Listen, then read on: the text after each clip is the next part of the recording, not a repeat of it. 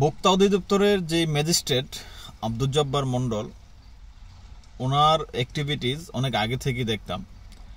বিভিন্ন জায়গায় ওনার অভিযান, জালিয়াতি করে ব্যবসা করা, তারপরে আপনার শোরুমে প্যান্টের অথবা টি শার্টের জায়গায় টি শার্টের যেই এমআরপি আছে সেটা অরিজিনালটা ফালায়া থুইয়া নতুন একটা করে লাগানো।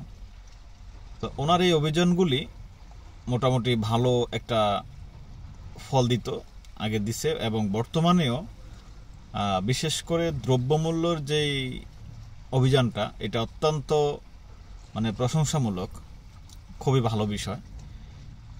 বিশেষ করে রমজানে ওনার এই অ্যাক্টিভিজমের ফলে খুব ভালো কার্যকারিতা হয়েছে।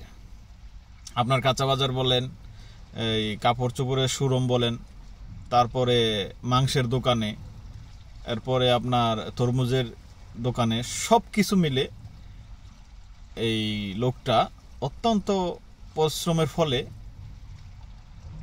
আজকে মোটামুটি বাজারে যারা দুর্নীতি করে তারা একটু সচেতন হয়ে আসতেছে।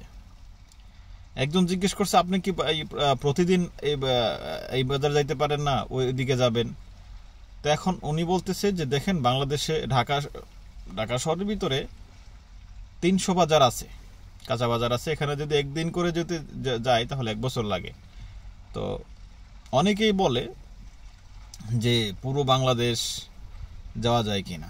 পুরো বাংলাদেশ যাওয়া যায় না, তবে আরেকটা কাজ করলে পারা যায়, যে ওনার মতো দায়িত্ব নিয়ে যদি কেউ কাজ করে তাহলেই হবে। কিন্তু ওনার একার পক্ষে, যে আমরা বলি যে ৬৭,০০০ গ্রাম বাংলা, তো উনি যদি একদিন করেও যায় ৬৭,০০০ দিন লাগবে। তো এটা আশা না করে, ওনার উপস্থিতিটা আশা না করে,